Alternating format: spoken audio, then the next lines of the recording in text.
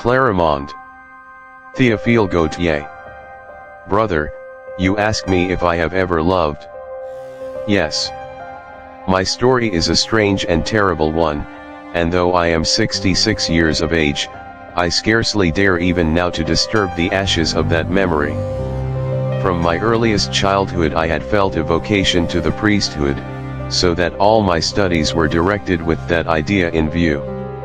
Up to the age of 24 my life had been only a prolonged novitiate. Having completed my course of theology I successively received all the minor orders, and my superiors judged me worthy, despite my youth, to pass the last awful degree. My ordination was fixed for Easter week. I had never gone into the world. My world was confined by the walls of the college and the seminary.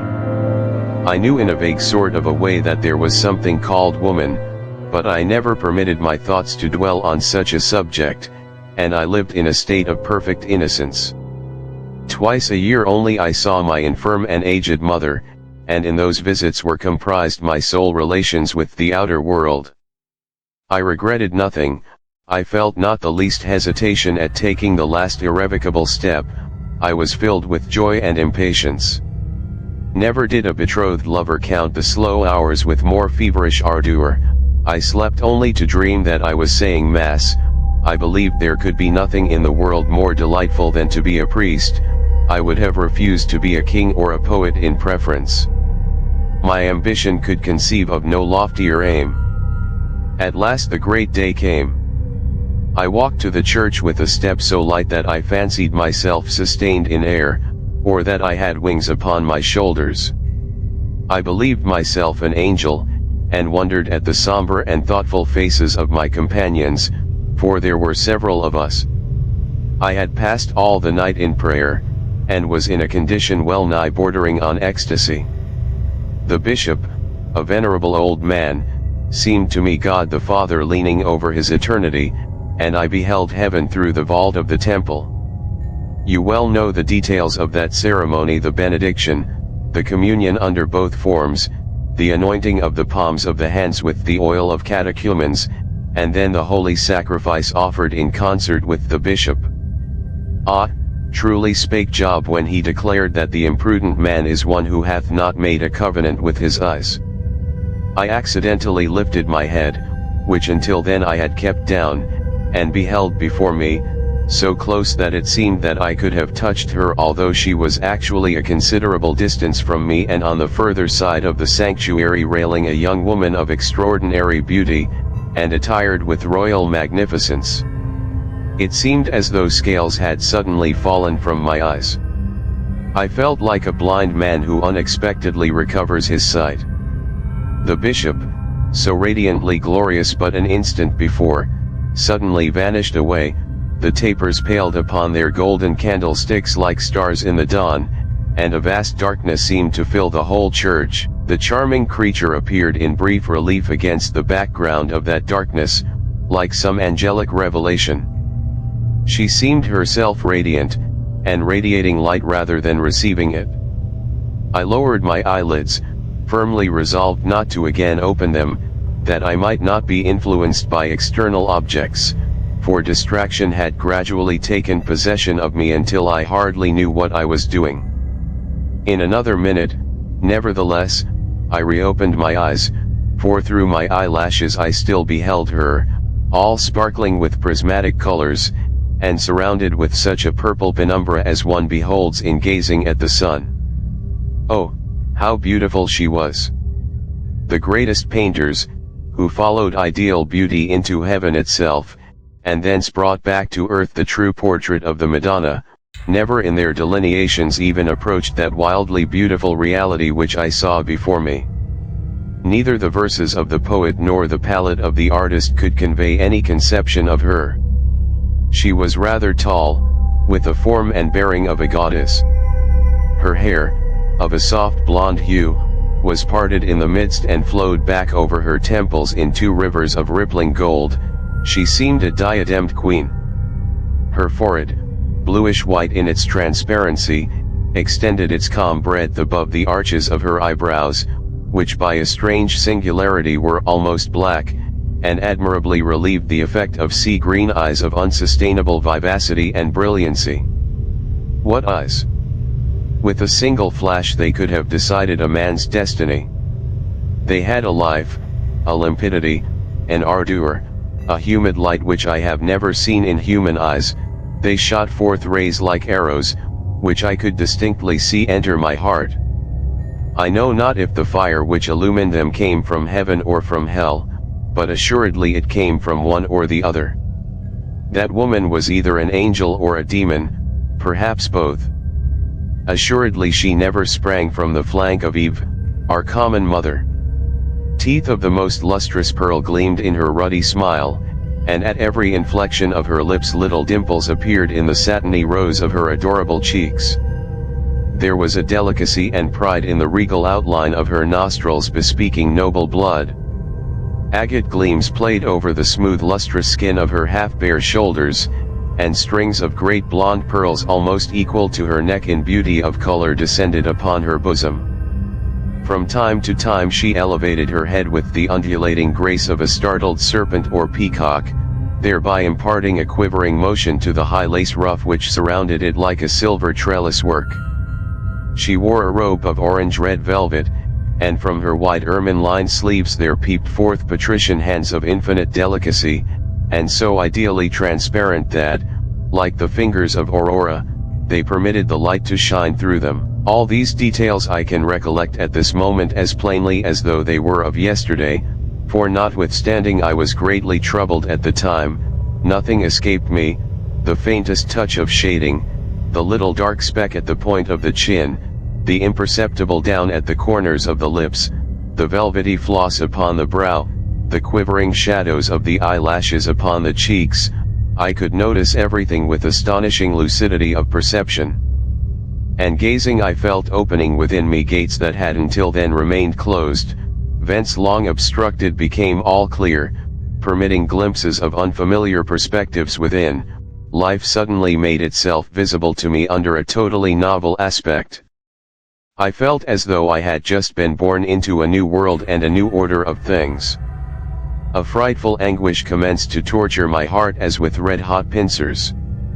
Every successive minute seemed to me at once but a second and yet a century. Meanwhile the ceremony was proceeding, and with an effort of will sufficient to have uprooted a mountain, I strove to cry out that I would not be a priest, but I could not speak, my tongue seemed nailed to my palate, and I found it impossible to express my will by the least syllable of negation. Though fully awake, I felt like one under the influence of a nightmare, who vainly strives to shriek out the one word upon which life depends.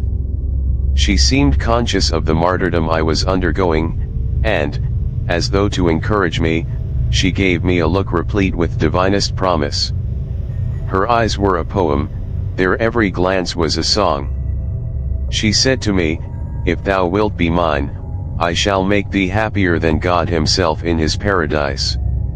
The angels themselves will be jealous of thee. Tear off that funeral shroud in which thou art about to wrap thyself. I am beauty, I am youth, I am life. Come to me. Together we shall be love. Can Jehovah offer thee aught in exchange? Our lives will flow on like a dream, in one eternal kiss. Fling forth the wine of that chalice, and thou art free. I will conduct thee to the unknown isles. Thou shalt sleep in my bosom upon a bed of massy gold under a silver pavilion, for I love thee and would take thee away from thy God, before whom so many noble hearts pour forth floods of love which never reach even the steps of his throne." These words seemed to flow to my ears in a rhythm of infinite sweetness, for her look was actually sonorous, and the utterances of her eyes were re-echoed in the depths of my heart as though living lips had breathed them into my life. I felt myself willing to renounce God, and yet my tongue mechanically fulfilled all the formalities of the ceremony. The fair one gave me another look, so beseeching, so despairing that keen blades seemed to pierce my heart, and I felt my bosom transfixed by more swords than those of Our Lady of Sorrows. All was consummated, I had become a priest. Never was deeper anguish painted on human face than upon hers. The maiden who beholds her affianced lover suddenly fall dead at her side, the mother bending over the empty cradle of her child, Eve seated at the threshold of the gate of paradise, the miser who finds a stone substituted for his stolen treasure, the poet who accidentally permits the only manuscript of his finest work to fall into the fire, could not wear a look so despairing, so inconsolable. All the blood had abandoned her charming face, leaving it whiter than marble. Her beautiful arms hung lifelessly on either side of her body as though their muscles had suddenly relaxed, and she sought the support of a pillar, for her yielding limbs almost betrayed her. As for myself, I staggered toward the door of the church, livid as death, my forehead bathed with a sweat bloodier than that of Calvary. I felt as though I were being strangled. The vault seemed to have flattened down upon my shoulders, and it seemed to me that my head alone sustained the whole weight of the dome. As I was about to cross the threshold, a hand suddenly caught mine, a woman's hand. I had never till then touched the hand of any woman. It was cold as a serpent's skin, and yet its impress remained upon my wrist, burnt there as though branded by a glowing iron. It was she. Unhappy man! Unhappy man! What hast thou done? She exclaimed in a low voice, and immediately disappeared in the crowd. The aged bishop passed by. He cast a severe and scrutinizing look upon me. My face presented the wildest aspect imaginable. I blushed and turned pale alternately, dazzling lights flashed before my eyes. A companion took pity on me. He seized my arm and led me out. I could not possibly have found my way back to the seminary unassisted. At the corner of a street, while the young priest's attention was momentarily turned in another direction, a Negro page, fantastically garbed, approached me, and without pausing on his way slipped into my hand a little pocketbook with gold embroidered corners, at the same time giving me a sign to hide it. I concealed it in my sleeve, and there kept it until I found myself alone in my cell. Then I opened the clasp. There were only 2 leaves within, bearing the words, Clarimonde. At the Consigni Palace. So little acquainted was I at that time with the things of this world that I had never heard of Clarimonde, celebrated as she was, and I had no idea as to where the Consigni Palace was situated. I hazarded 1,000 conjectures, each more extravagant than the last, but, in truth, I cared little whether she were a great lady or a courtesan, so that I could but see her once more. My love, although the growth of a single hour, had taken imperishable root. I gave myself up to 1,000 extravagancies. I kissed the place upon my hand which she had touched, and I repeated her name over and over again for hours in succession. I only needed to close my eyes in order to see her distinctly as though she were actually present, and I reiterated to myself the words she had uttered in my ear at the church porch, "Unhappy man! Unhappy man! What hast thou done?" I comprehended at last the full horror of my situation, and the funereal and awful restraints of the state into which I had just entered became clearly revealed to me. To be a priest, that is, to be chaste, to never love, to observe no distinction of sex or age, to turn from the sight of all beauty, to put out one's own eyes, to hide forever crouching in the chill shadows of some church or cloister, to visit none but the dying, to watch by unknown corpses, and ever bear about with one the black soutane as a garb of mourning for one's self, so that your very dress might serve as a pall for your coffin. What could I do in order to see Clarimonde once more? I had no pretext to offer for desiring to leave the seminary, not knowing any person in the city. I would not even be able to remain there but a short time, and was only waiting my assignment to the curacy which I must thereafter occupy. I tried to remove the bars of the window, but it was at a fearful height from the ground, and I found that as I had no ladder it would be useless to think of escaping thus. And, furthermore, I could descend thence only by night in any event, and afterward how should I be able to find my way through the inextricable labyrinth of streets? All these difficulties, which to many would have appeared altogether insignificant, were gigantic to me, a poor seminarist who had fallen in love only the day before for the first time, without experience, without money, without attire. Ah! Cried I to myself in my blindness, were I not a priest I could have seen her every day, I might have been her lover, her spouse. Instead of being wrapped in this dismal shroud of mine, I would have had garments of silk and velvet, golden chains, a sword, and fair plumes like other handsome young cavaliers. My hair, instead of being disenured by the tonsure, would flow down upon my neck in waving curls, I would have a fine waxed mustache, I would be a gallant. But 1 hour passed before an altar, a few hastily articulated words, had forever cut me off from the number of the living, and I had myself sealed down the stone of my own tomb, I had with my own hand bolted the gate of my prison. I went to the window. The sky was beautifully blue, the trees had donned their spring robes, nature seemed to be making parade of an ironical joy. The place was filled with people, some going, others coming. Young beaux and young beauties were sauntering in couples toward the groves and gardens, merry youths passed by, cheerily trolling refrains of drinking songs. It was all a picture of vivacity, life, animation, gaiety, which formed a bitter contrast with my mourning and my solitude. On the steps of the gate sat a young mother playing with her child. She kissed its little rosy mouth still impearled with drops of milk, and performed, in order to amuse it, 1,000 divine little puerilities such as only mothers know how to invent. The father, standing at a little distance, smiled gently upon the charming group, and with folded arms seemed to hug his joy to his heart. I could not endure that spectacle. I closed the window with violence, and flung myself on my bed, my heart filled with frightful hate and jealousy, and gnawed my fingers and my bed covers like a tiger that has passed 10 days without food.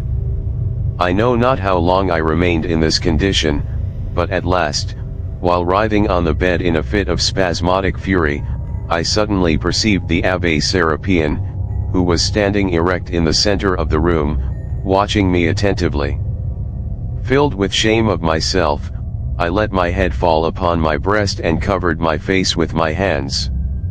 "Romuald, my friend, something very extraordinary is transpiring within you," observed Serapion, after a few moments' silence. "Your conduct is altogether inexplicable.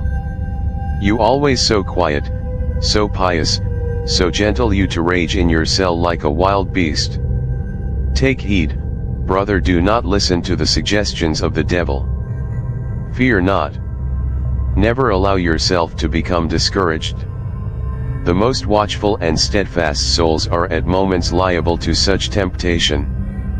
Pray, fast, meditate, and the evil spirit will depart from you." The words of the Abbé Serapion restored me to myself, and I became a little more calm. "I came," he continued, "to tell you that you have been appointed to the curacy of C. The priest who had charge of it has just died, and Monseigneur the Bishop has ordered me to have you installed there at once. Be ready, therefore, to start tomorrow. To leave tomorrow without having been able to see her again, to add yet another barrier to the many already interposed between us, to lose forever all hope of being able to meet her, except, indeed, through a miracle. Even to write her, alas, would be impossible, for by whom could I dispatch my letter with my sacred character of priest, to whom could I dare unbosom myself, in whom could I confide? I became a prey to the bitterest anxiety. Next morning Serapion came to take me away. 2 mules freighted with our miserable valises awaited us at the gate. He mounted one, and I the other as well as I knew how. As we passed along the streets of the city, I gazed attentively at all the windows and balconies in the hope of seeing Clairemont, but it was yet early in the morning, and the city had hardly opened its eyes. Mine sought to penetrate the blinds and window curtains of all the palaces before which we were passing. Serapion doubtless attributed this curiosity to my admiration of the architecture, for he slackened the pace of his animal in order to give me time to look around me. At last we passed the city gates and commenced to mount the hill beyond. When we arrived at its summit, I turned to take a last look at the place where Clarimonde dwelt. The shadow of a great cloud hung over all the city, the contrasting colors of its blue and red roofs were lost in the uniform half-tint, through which here and there floated upward, like white flakes of foam, the smoke of freshly kindled fires. By a singular optical effect, one edifice, which surpassed in height all the neighboring buildings that were still dimly veiled by the vapours, towered up, fair and lustrous with the gilding of a solitary beam of sunlight, although actually more than a league away it seemed quite near. The smallest details of its architecture were plainly distinguishable: the turrets, the platform, the window casements, and even the swallow-tailed weather vanes. "What is that place I see over there, all lighted up by the sun?" I asked Serapion. He shaded his eyes with his hand, and having looked in the direction indicated, replied, "It is the ancient palace which the Prince Consignai has given to the courtesan Clarimonde. Awful things are done there." At that instant, I know not yet whether it was a reality or an illusion, I fancied I saw gliding along the terrace a shapely white figure, which gleamed for a moment in passing and as quickly vanished. It was Clarimonde. Oh, did she know that at that very hour, all feverish and restless from the height of the rugged road which separated me from her, and which, alas, I could never more descend, I was directing my eyes upon the palace where she dwelt, and which a mocking beam of sunlight seemed to bring nigh to me, as though inviting me to enter therein as its lord? Undoubtedly she must have known it, for her soul was too sympathetically united with mine not to have felt its least emotional thrill, and that subtle sympathy it must have been which prompted her to climb, although clad only in her night dress, to the summit of the terrace, amid the icy dews of the morning. The shadow gained the palace, and the scene became to the eye only a motionless ocean of roofs and gables, amid which one mountainous undulation was distinctly visible. Serapion urged his mule forward, my own at once followed at the same gait, and a sharp angle in the road at last hid the city of S forever from my eyes, as I was destined never to return thither. At the close of a weary 3 days' journey through dismal country fields, we caught sight of the cock upon the steeple of the church which I was to take charge of, peeping above the trees, and after having followed some winding roads fringed with thatched cottages and little gardens, we found ourselves in front of the facade, which certainly possessed few features of magnificence. A porch ornamented with some mouldings, and 2 or 3 pillars rudely hewn from sandstone, a tiled roof with counterforts of the same sandstone as the pillars, that was all. To the left lay the cemetery, overgrown with high weeds, and having a great iron cross rising up in its center. To the right stood the presbytery, under the shadow of the church. It was a house of the most extreme simplicity and frigid cleanliness. We entered the enclosure. A few chickens were picking up some oats scattered upon the ground. Accustomed, seemingly, to the black habit of ecclesiastics, they showed no fear of our presence and scarcely troubled themselves to get out of our way. A hoarse, wheezy barking fell upon our ears, and we saw an aged dog running toward us. It was my predecessor's dog. He had dull bleared eyes, grizzled hair, and every mark of the greatest age to which a dog can possibly attain.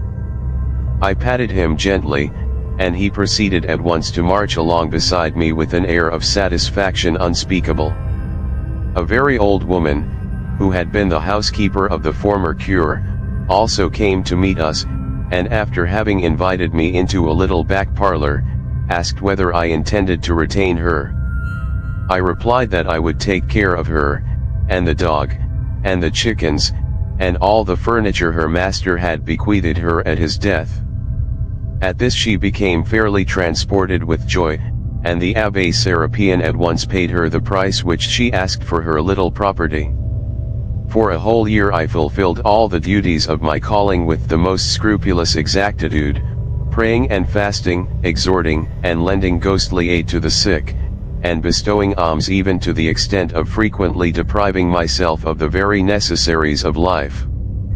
But I felt a great aridness within me, and the sources of grace seemed closed against me. I never found that happiness which should spring from the fulfillment of a holy mission. My thoughts were far away, and the words of Clarimonde were ever upon my lips like an involuntary refrain. Oh, brother, meditate well on this. Through having but once lifted my eyes to look upon a woman, through one fault apparently so venial, I have for years remained a victim to the most miserable agonies, and the happiness of my life has been destroyed forever. I will not longer dwell upon those defeats, or on those inward victories invariably followed by yet more terrible falls, but will at once proceed to the facts of my story. One night my doorbell was long and violently rung. The aged housekeeper arose and opened to the stranger, and the figure of a man, whose complexion was deeply bronzed, and who was richly clad in a foreign costume, with a poniard at his girdle, appeared under the rays of Barbara's lantern. Her first impulse was one of terror, but the stranger reassured her, and stated that he desired to see me at once on matters relating to my holy calling. Barbara invited him upstairs, where I was on the point of retiring. The stranger told me that his mistress, a very noble lady, was lying at the point of death, and desired to see a priest. I replied that I was prepared to follow him, took with me the sacred articles necessary for extreme unction, and descended in all haste. 2 horses black as the night itself stood without the gate, pawing the ground with impatience, and veiling their chests with long streams of smoky vapor exhaled from their nostrils. He held the stirrup and aided me to mount upon one, then, merely laying his hand upon the pommel of the saddle, he vaulted on the other, pressed the animal's sides with his knees, and loosened rein. The horse bounded forward with the velocity of an arrow. Mine, of which the stranger held the bridle, also started off at a swift gallop, keeping up with his companion. We devoured the road. The ground flowed backward beneath us in a long streaked line of pale gray, and the black silhouettes of the trees seemed fleeing by us on either side like an army in rout. We passed through a forest so profoundly gloomy that I felt my flesh creep in the chill darkness with superstitious fear. The showers of bright sparks which flew from the stony road under the iron-shod feet of our horses, remained glowing in our wake like a fiery trail, and had anyone at that hour of the night beheld us, both my guide and myself, he must have taken us for 2 specters riding upon nightmares. Which fires ever and anon flitted across the road before us, and the night birds shrieked fearsomely in the depth of the woods beyond, where we beheld at intervals glow the phosphorescent eyes of wild cats. The manes of the horses became more and more disheveled, the sweat streamed over their flanks, and their breath came through their nostrils hard and fast. But when he found them slacking pace, the guide reanimated them by uttering a strange, guttural, unearthly cry, and the gallop recommenced with fury. At last the whirlwind race ceased, a huge black mass pierced through with many bright points of light suddenly rose before us, the hoofs of our horses echoed louder upon a strong wooden drawbridge, and we rode under a great vaulted archway which darkly yawned between 2 enormous towers. Some great excitement evidently reigned in the castle. Servants with torches were crossing the courtyard in every direction, and above lights were ascending and descending from landing to landing. I obtained a confused glimpse of vast masses of architecture, columns, arcades, flights of steps, stairways, a royal voluptuousness and elfin magnificence of construction worthy of fairyland. A Negro page, the same who had before brought me the tablet from Clarimonde, and whom I instantly recognized, approached to aid me in dismounting, and the majordomo, attired in black velvet with a gold chain about his neck, advanced to meet me, supporting himself upon an ivory cane. Large tears were falling from his eyes and streaming over his cheeks and white beard. "Too late," he cried, sorrowfully shaking his venerable head. "Too late, Sir Priest, but if you have not been able to save the soul, come at least to watch by the poor body." He took my arm and conducted me to the death chamber. I wept not less bitterly than he, for I had learned that the dead one was none other than that Clarimonde whom I had so deeply and so wildly loved. A prie-dieu stood at the foot of the bed, a bluish flame flickering in a bronze patera filled all the room with a wan, deceptive light, here and there bringing out in the darkness at intervals some projection of furniture or cornice. In a chiseled urn upon the table there was a faded white rose, whose leaves excepting one that still held had all fallen, like odorous tears, to the foot of the vase. A broken black mask, a fan, and disguises of every variety, which were lying on the armchairs, bore witness that death had entered suddenly and unannounced into that sumptuous dwelling. Without daring to cast my eyes upon the bed, I knelt down and commenced to repeat the psalms for the dead, with exceeding fervour, thanking God that he had placed the tomb between me and the memory of this woman, so that I might thereafter be able to utter her name in my prayers as a name forever sanctified by death. But my fervour gradually weakened, and I fell insensibly into a reverie. That chamber bore no semblance to a chamber of death.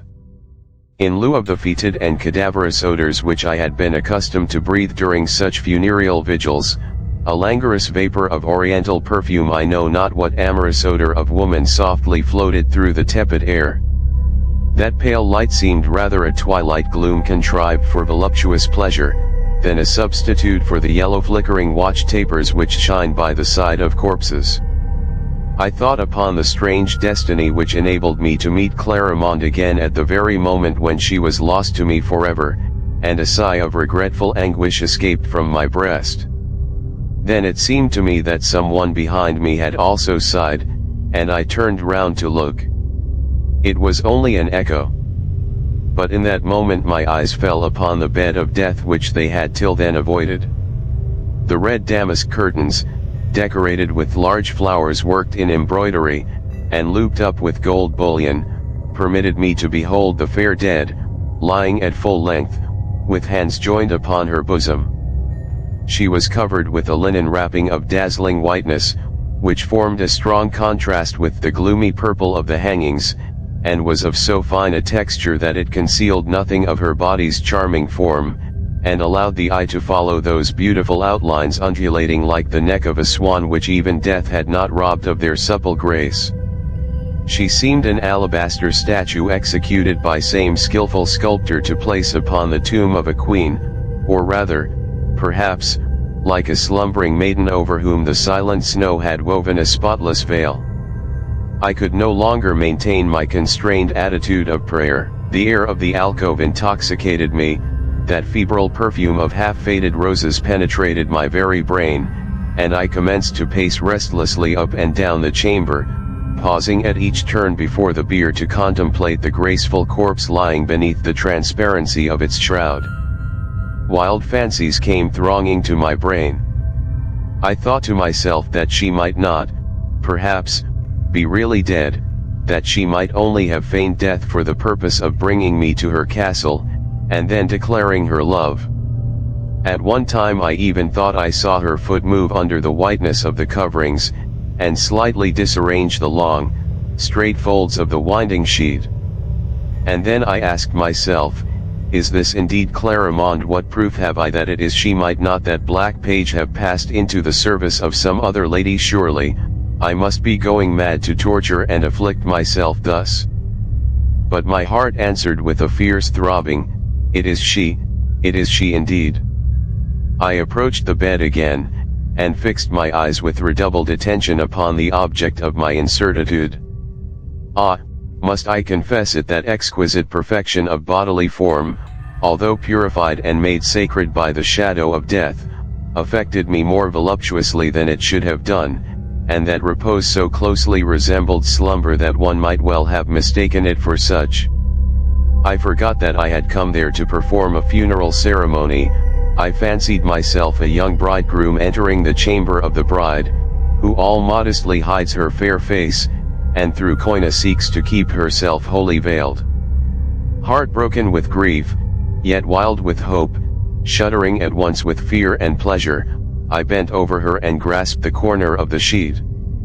I lifted it back, holding my breath all the while through fear of waking her. My arteries throbbed with such violence that I felt them hiss through my temples, and the sweat poured from my forehead in streams, as though I had lifted a mighty slab of marble. There, indeed, lay Clarimonde, even as I had seen her at the church on the day of my ordination. She was not less charming than then. With her, death seemed but a last coquetry. The pallor of her cheeks, the less brilliant carnation of her lips, her long eyelashes lowered and relieving their dark fringe against that white skin, lent her an unspeakably seductive aspect of melancholy chastity and mental suffering. Her long loose hair, still intertwined with some little blue flowers, made a shining pillow for her head, and veiled the nudity of her shoulders with its thick ringlets. Her beautiful hands, purer, more diaphanous than the host, were crossed on her bosom in an attitude of pious rest and silent prayer, which served to counteract all that might have proven otherwise too alluring even after death in the exquisite roundness and ivory polish of her bare arms from which the pearl bracelets had not yet been removed. I remained long in mute contemplation, and the more I gazed, the less could I persuade myself that life had really abandoned that beautiful body forever. I do not know whether it was an illusion or a reflection of the lamplight, but it seemed to me that the blood was again commencing to circulate under that lifeless pallor, although she remained all motionless. I laid my hand lightly on her arm. It was cold, but not colder than her hand on the day when it touched mine at the portals of the church. I resumed my position, bending my face above her, and bathing her cheeks with the warm dew of my tears. Ah, what bitter feelings of despair and helplessness, what agonies unutterable did I endure in that long watch! Vainly did I wish that I could have gathered all my life into one mass, that I might give it all to her, and breathe into her chill remains the flame which devoured me.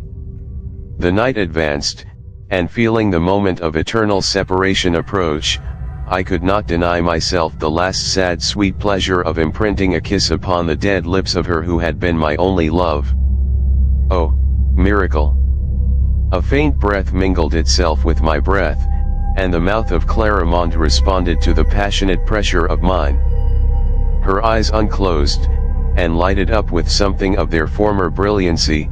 She uttered a long sigh, and uncrossing her arms, passed them around my neck with a look of ineffable delight.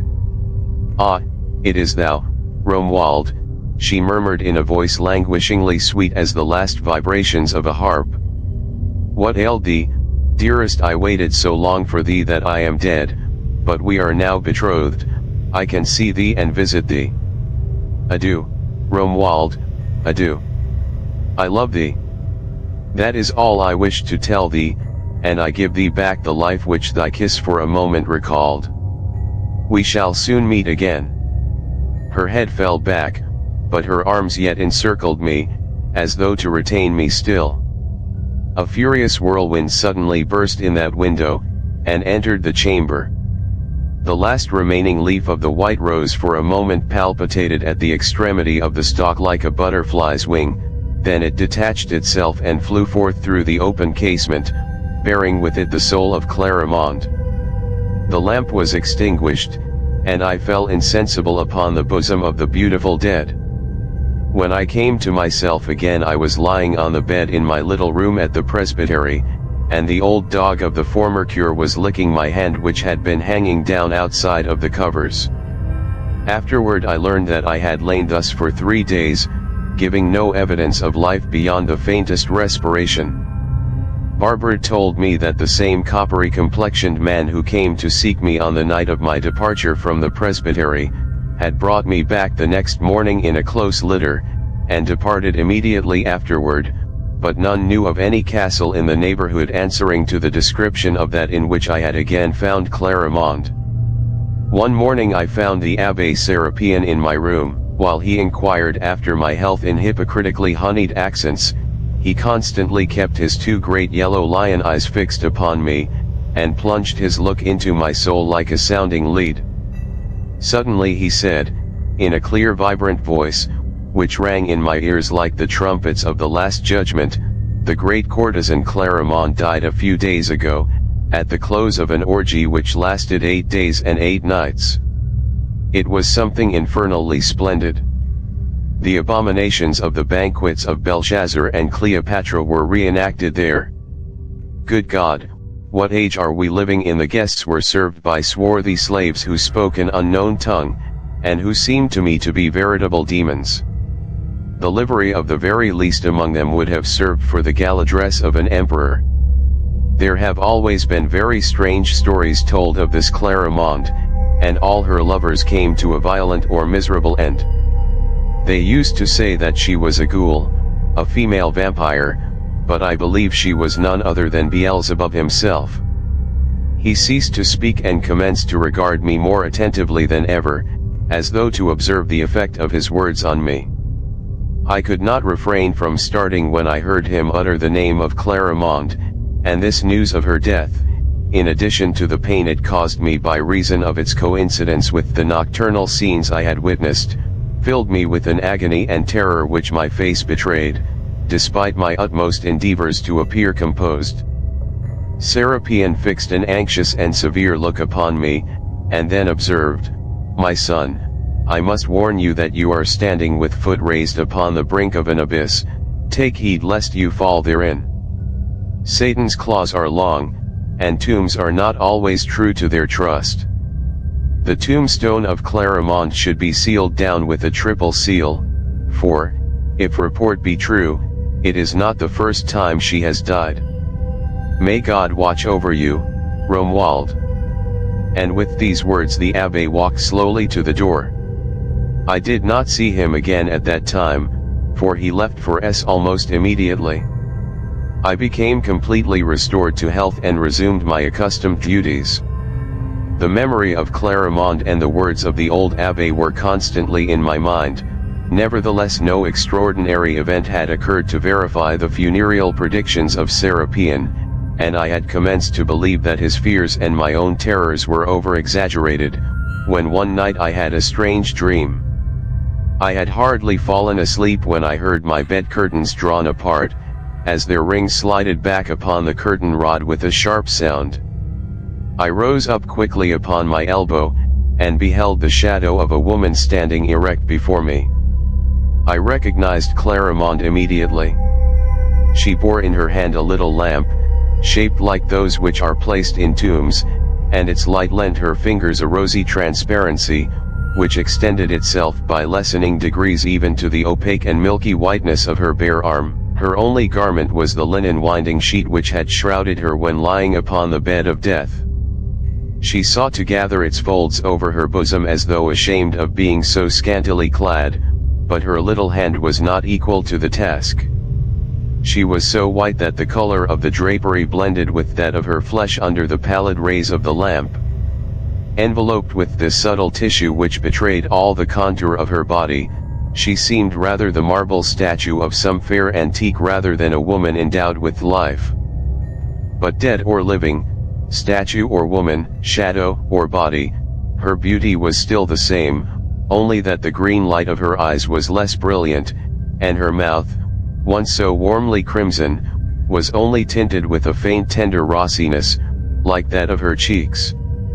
The little blue flowers which I had noticed entwined in her hair were withered and dry, and had lost nearly all their leaves, but this did not prevent her from being charming, so charming that notwithstanding the strange character of the adventure, and the unexplainable manner in which she had entered my room, I felt not even for a moment the least fear. She placed the lamp on the table and seated herself at the foot of my bed, then bending toward me, she said, in that voice at once silvery clear and yet velvety in its sweet softness, such as I never heard from any lips save hers, I have kept thee long in waiting, dear Romuald, and it must have seemed to thee that I had forgotten thee. But I come from afar off, very far off, and from a land whence no other has ever yet returned. There is neither sun nor moon in that land whence I come, all is but space and shadow, there is neither road nor pathway, no earth for the foot, no air for the wing, and nevertheless behold me here, for love is stronger than death and must conquer him in the end. Oh, what sad faces and fearful things I have seen on my way hither! What difficulty my soul, returned to earth through the power of will alone, has had in finding its body and reinstating itself therein. What terrible efforts I had to make ere I could lift the ponderous slab with which they had covered me. See, the palms of my poor hands are all bruised. Kiss them, sweet love, that they may be healed. She laid the cold palms of her hands upon my mouth, one after the other. I kissed them, indeed, many times, and she the while watched me with a smile of ineffable affection. I confess to my shame that I had entirely forgotten the advice of the Abbé Serapion and the sacred office wherewith I had been invested. I had fallen without resistance, and at the first assault, I had not even made the least effort to repel the tempter. The fresh coolness of Clarimonde's skin penetrated my own, and I felt voluptuous tremors pass over my whole body. Poor child! In spite of all I saw afterward, I can hardly yet believe she was a demon, at least she had no appearance of being such, and never did Satan so skillfully conceal his claws and horns. She had drawn her feet up beneath her, and squatted down on the edge of the couch in an attitude full of negligent coquetry. From time to time she passed her little hand through my hair and twisted it into curls, as though trying how a new style of wearing it would become my face. I abandoned myself to her hands with the most guilty pleasure, while she accompanied her gentle play with the prettiest prattle. The most remarkable fact was that I felt no astonishment whatever at so extraordinary an adventure, and as in dreams one finds no difficulty in accepting the most fantastic events as simple facts, so all these circumstances seemed to me perfectly natural in themselves. I loved thee long ere I saw thee, dear Romuald, and sought thee everywhere. Thou wast my dream, and I first saw thee in the church at the fatal moment. I said at once, it is he. I gave thee a look into which I threw all the love I ever had, all the love I now have, all the love I shall ever have for thee, a look that would have damned a cardinal or brought a king to his knees at my feet in view of all his court. Thou remainedst unmoved, preferring thy God to me. Ah, how jealous I am of that God whom thou didst love and still lovest more than me. Woe is me, unhappy one that I am. I can never have thy heart all to myself, I whom thou didst recall to life with a kiss, dead Clarimonde, who for thy sake bursts asunder the gates of the tomb, and comes to consecrate to thee a life which she has resumed only to make thee happy. All her words were accompanied with the most impassioned caresses, which bewildered my sense and my reason to such an extent, that I did not fear to utter a frightful blasphemy for the sake of consoling her, and to declare that I loved her as much as God. Her eyes rekindled and shone like chrysoprases.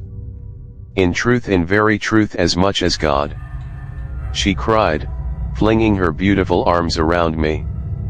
Since it is so, thou wilt come with me, thou wilt follow me whithersoever I desire. Thou wilt cast away thy ugly black habit.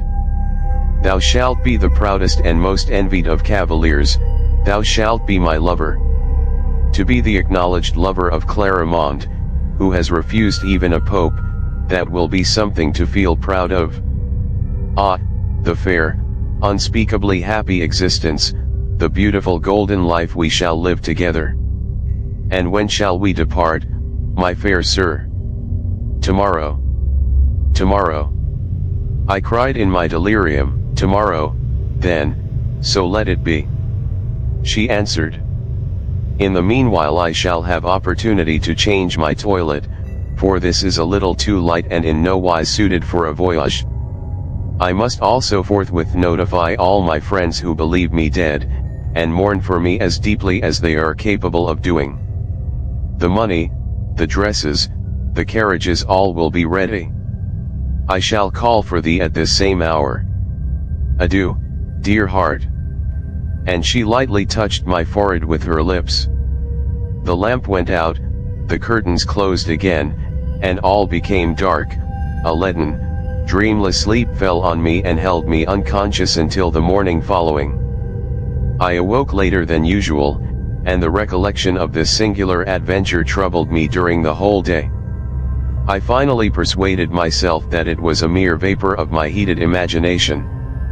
Nevertheless, its sensations had been so vivid that it was difficult to persuade myself that they were not real, and it was not without some presentiment of what was going to happen that I got into bed at last, after having prayed God to drive far from me all thoughts of evil, and to protect the chastity of my slumber. I soon fell into a deep sleep, and my dream was continued.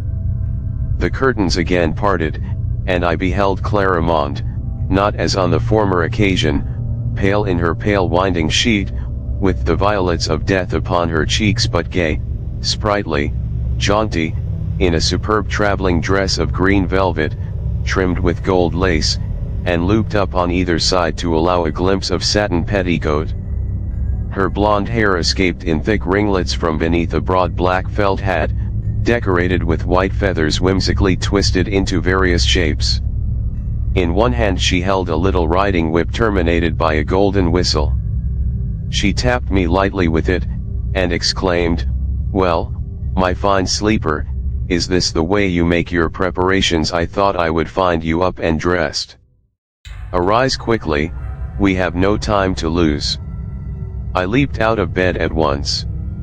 "Come, dress yourself, and let us go," she continued, pointing to a little package she had brought with her. "The horses are becoming impatient of delay and champing their bits at the door. We ought to have been by this time at least 10 leagues distant from here." I dressed myself hurriedly, and she handed me the articles of apparel herself one by one, bursting into laughter from time to time at my awkwardness, as she explained to me the use of a garment when I had made a mistake. She hurriedly arranged my hair, and this done, held up before me a little pocket mirror of Venetian crystal, rimmed with silver filigree work, and playfully asked, "How dost find thyself now? Wilt engage me for thy valet de chamber?" I was no longer the same person, and I could not even recognize myself. I resembled my former self no more than a finished statue resembles a block of stone. My old face seemed but a coarse daub of the one reflected in the mirror. I was handsome, and my vanity was sensibly tickled by the metamorphosis. That elegant apparel, that richly embroidered vest had made of me a totally different personage, and I marveled at the power of transformation owned by a few yards of cloth cut after a certain pattern. The spirit of my costume penetrated my very skin, and within 10 minutes more I had become something of a coxcomb.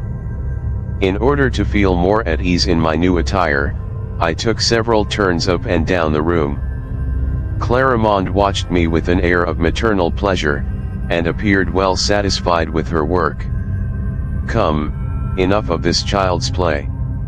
Let us start, Romuald, dear. We have far to go, and we may not get there in time." She took my hand and led me forth. All the doors opened before her at a touch, and we passed by the dog without awaking him. At the gate we found Margaritone waiting, the same swarthy groom who had once before been my escort. He held the bridles of 3 horses, all black like those which bore us to the castle, one for me, one for him, one for Clarimonde. Those horses must have been Spanish genets born of mares fecundated by a zephyr, for they were fleet as the wind itself, and the moon, which had just risen at our departure to light us on our way, rolled over the sky like a will detached from her own chariot. We beheld her on the right leaping from tree to tree, and putting herself out of breath in the effort to keep up with us. Soon we came upon a level plain where, Hard by a clump of trees, a carriage with 4 vigorous horses awaited us. We entered it, and the postilions urged their animals into a mad gallop. I had one arm around Clarimonde's waist, and one of her hands clasped in mine, her head leaned upon my shoulder, and I felt her bosom, half bare, lightly pressing against my arm. I had never known such intense happiness. In that hour I had forgotten everything, and I no more remembered having ever been a priest than I remembered what I had been doing in my mother's womb, so great was the fascination which the evil spirit exerted upon me. From that night my nature seemed in some sort to have become halved, and there were 2 men within me, neither of whom knew the other. At one moment I believed myself a priest who dreamed nightly that he was a gentleman, at another that I was a gentleman who dreamed he was a priest. I could no longer distinguish the dream from the reality, nor could I discover where the reality began or where ended the dream. The exquisite young lord and libertine railed at the priest loathed the dissolute habits of the young lord. I always retained with extreme vividness all the perceptions of my 2 lives. Only there was one absurd fact which I could not explain to myself, namely, that the consciousness of the same individuality existed in 2 men so opposite in character. It was an anomaly for which I could not account, whether I believed myself to be the cure of the little village of C, or Il Signor Romualdo, the titled lover of Clarimonde. Be that as it may, I lived, at least I believed that I lived, in Venice. I have never been able to discover rightly how much of illusion and how much of reality there was in this fantastic adventure. We dwelt in a great palace on the Canalaio, filled with frescoes and statues, and containing 2 Titians in the noblest style of the great master, which were hung in Clarimonde's chamber. It was a palace well worthy of a king. We had each our gondola, our barcarolli in family livery, our music hall, and our special poet. Clarimonde always lived upon a magnificent scale, there was something of Cleopatra in her nature. As for me, I had the retinue of a prince's son, and I was regarded with as much reverential respect as though I had been of the family of one of the 12 apostles or the 4 evangelists of the most serene republic. I would not have turned aside to allow even the Doge to pass, and I do not believe that since Satan fell from heaven, any creature was ever prouder or more insolent than I. I went to the ridotto, and played with a luck which seemed absolutely infernal. I received the best of all society, the sons of ruined families, women of the theatre, shrewd knaves, parasites, hectoring swashbucklers. But notwithstanding the dissipation of such a life, I always remained faithful to Clarimonde. I loved her wildly. She would have excited satiety itself, and chained inconstancy. To have Clarimonde was to have 20 mistresses, to possess all women, so mobile, so varied of aspect, so fresh in new charms was she all in herself, a very chameleon of a woman, in sooth. She made you commit with her the infidelity you would have committed with another, by donning to perfection the character, the attraction, the style of beauty of the woman who appeared to please you. She returned my love 100-fold, and it was in vain that the young patricians and even the ancients of the Council of 10 made her the most magnificent proposals. A Foscari even went so far as to offer to espouse her. She rejected all his overtures. Of gold she had enough. She wished no longer for anything but love, a love youthful, pure, evoked by herself, and which should be a first and last passion. I would have been perfectly happy but for a cursed nightmare which recurred every night, and in which I believed myself to be a poor village cure, practicing mortification and penance for my excesses during the day. Reassured by my constant association with her, I never thought further of the strange manner in which I had become acquainted with Clarimonde. But the words of the Abbé Serapion concerning her recurred often to my memory, and never ceased to cause me uneasiness. For some time the health of Clarimonde had not been so good as usual, her complexion grew paler day by day. The physicians who were summoned could not comprehend the nature of her malady and knew not how to treat it. They all prescribed some insignificant remedies, and never called a second time. Her paleness, nevertheless, visibly increased, and she became colder and colder, until she seemed almost as white and dead as upon that memorable night in the unknown castle. I grieved with anguish unspeakable to behold her thus slowly perishing, and she, touched by my agony, smiled upon me sweetly and sadly with the fateful smile of those who feel that they must die. One morning I was seated at her bedside, after breakfasting from a little table placed close at hand, so that I might not be obliged to leave her for a single instant. In the act of cutting some fruit I accidentally inflicted rather a deep gash on my finger. The blood immediately gushed forth in a little purple jet, and a few drops spurted upon Clarimonde. Her eyes flashed, her face suddenly assumed an expression of savage and ferocious joy such as I had never before observed in her. She leaped out of her bed with animal agility, the agility, as it were, of an ape or a cat, and sprang upon my wound, which she commenced to suck with an air of unutterable pleasure. She swallowed the blood in little mouthfuls, slowly and carefully, like a connoisseur tasting a wine from Xeres or Syracuse. Gradually her eyelids half closed, and the pupils of her green eyes became oblong instead of round. From time to time she paused in order to kiss my hand, then she would recommence to press her lips to the lips of the wound in order to coax forth a few more ruddy drops. When she found that the blood would no longer come, she arose with eyes liquid and brilliant, rosier than a May dawn, her face full and fresh, her hand warm and moist, in fine, more beautiful than ever, and in the most perfect health. "I shall not die. I shall not die," she cried, clinging to my neck, half mad with joy. "I can love thee yet for a long time. My life is thine, and all that is of me comes from thee. A few drops of thy rich and noble blood, more precious and more potent than all the elixirs of the earth, have given me back life."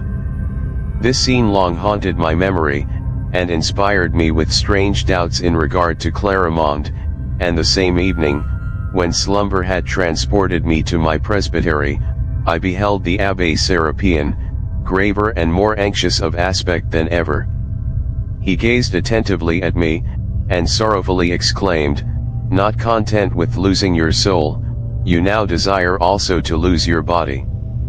Wretched young man, into how terrible a plight have you fallen?" The tone in which he uttered these words powerfully affected me, but in spite of its vividness even that impression was soon dissipated, and 1,000 other cares erased it from my mind. At last one evening, while looking into a mirror whose traitorous position she had not taken into account, I saw Clarimonde in the act of emptying a powder into the cup of spiced wine which she had long been in the habit of preparing after our repasts. I took the cup, feigned to carry it to my lips, and then placed it on the nearest article of furniture as though intending to finish it at my leisure. Taking advantage of a moment when the fair one's back was turned, I threw the contents under the table, after which I retired to my chamber and went to bed, fully resolved not to sleep, but to watch and discover what should come of all this mystery. I did not have to wait long. Clarimonde entered in her night dress, and having removed her apparel, crept into bed and lay down beside me. When she felt assured that I was asleep, she bared my arm, and drawing a gold pin from her hair, commenced to murmur in a low voice, "1 drop, only 1 drop. 1 ruby at the end of my needle. Since thou lovest me yet, I must not die. Ah, poor love! His beautiful blood, so brightly purple, I must drink it. Sleep, my only treasure. Sleep, my God, my child. I will do thee no harm, I will only take of thy life what I must to keep my own from being forever extinguished. But that I love thee so much, I could well resolve to have other lovers whose veins I could drain, but since I have known thee all other men have become hateful to me. Ah, the beautiful arm. How round it is.